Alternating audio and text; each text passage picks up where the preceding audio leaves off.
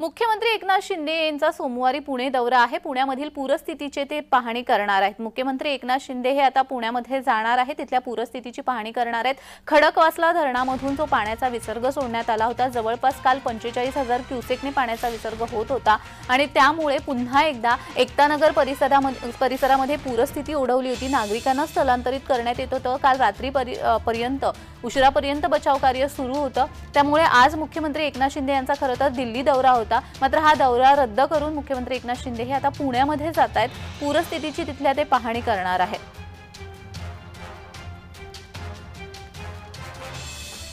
अनेक सोसायट्यांमध्ये पाणी बेसमेंट पर्यंत गेलेलं आपण पाहिलं। रस्त्यांना देखील नद्यांचं स्वरूप आलं होतं आणि रात्री उशिरापर्यंत हे बचाव कार्य सुरू होतं।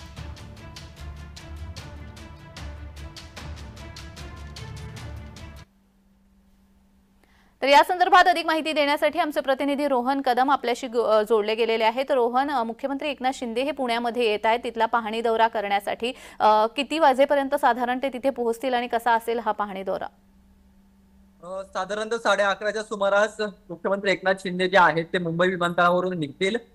पावणे 12 पर्यंत किंवा 12 पर्यंत मुख्यमंत्री आल्यानंतर हा सगळा पाहणी दौरा जो आहे तो सुरू होणार आहे असं सांगितलं जात आहे। परंतु मुख्यमंत्र्यांचा नियोजित दिल्ली दौरा रद्द करून मुख्यमंत्री एकनाथ शिंदे जे आहेत ते पुण्यातील या सगळ्या पूरस्थितीचा आढावा घेण्यासाठी पुण्यामध्ये येत आहेत आणि विविध ठिकाणी म्हणजे पिंपरी चिंचवडतील नवी सांगवी असेल, जुनी सांगवी असेल, त्याचबरोबर शिवाजीनगर असेल, वाकडेवाडी असेल, पुलाची वाडी असेल किंवा एकतानगर असेल, या सगळ्या भागांमध्ये मुख्यमंत्री एकनाथ शिंदे स्वतः जाऊन या संपूर्ण स्थितीचा आढावा घेणार आहेत। खरं तर कालपासून मोठ्या प्रमाणामध्ये पाऊस जो आहे तो पुणे शहरामध्ये आणि घाटमाथ्यावरती पडत होता आणि याचा परिणाम जो आहे तो खडकवासला धरण साठ्यामध्ये मोठ्या प्रमाणामध्ये पाणी वाढलं आणि हे पाणी वाढल्यानंतर हे पाणी जवळपास 45,000 क्युसेक्सच्या वेगाने सोडण्यात आलं, विसर्ग करण्यात आला आणि यानंतर मोठा फटका जो आहे तो या नदीकाठच्या लोकांना बसलेला पाहायला मिळाला। अनेक घरांमध्ये पाणी गेलेलं होतं। त्यामुळे दिवसभर ही परिस्थिती असल्यामुळे मुख्यमंत्र्यांनी त्यांचा दिल्ली दौरा जो आहे तो आजचा रद्द केलेला आहे आणि ते स्वतः पुण्यामध्ये येत या सगळ्या परिस्थितीची जी आहे ती पाहणी करणार आहेत।